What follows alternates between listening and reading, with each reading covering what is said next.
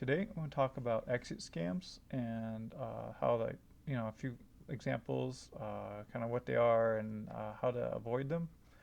I found some good videos on YouTube about exit scams, but they're normally like 20, 30 minutes long, and not everybody has 20, 30 minutes to watch a video, so I'm hoping to make one about 5, 8 minutes, and it's informative and gives you some good knowledge to go off of. So a quick definition of what exit scams are is if a company's got an idea or a product they're trying to push to get investors, they'll give them like some quick examples or give a prototype even and get people to buy in. And at the end of the investment period, they'll just take the money and run, and the investors are just out whatever money they put into the scam.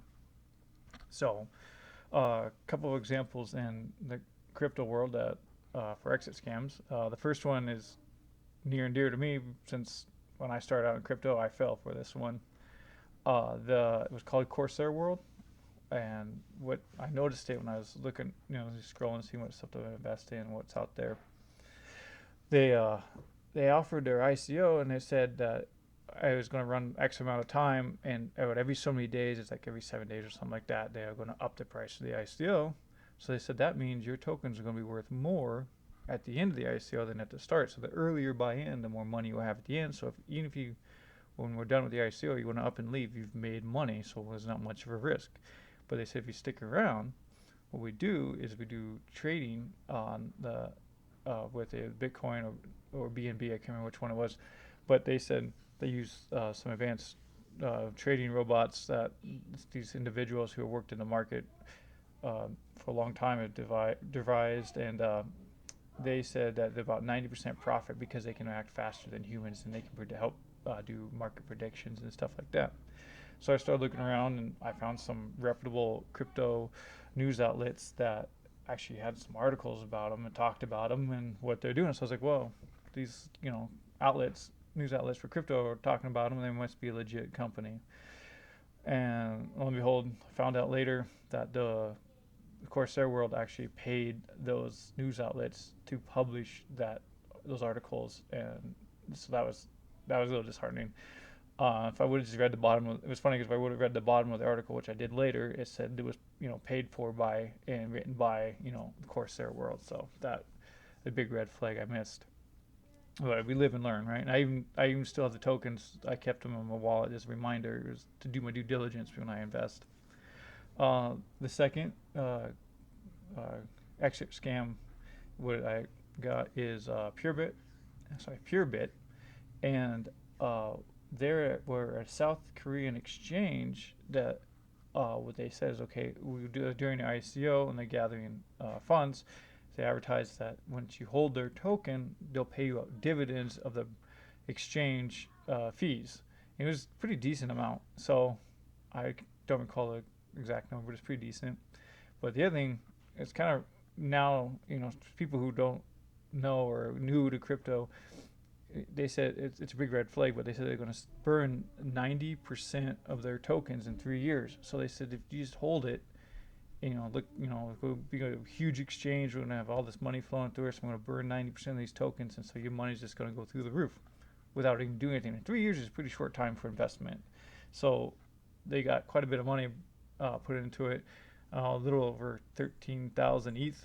So that equivalent to $17.5 million today they took. Like I said, it was so big the South Korean government changed the rules on ICOs in their country. Uh,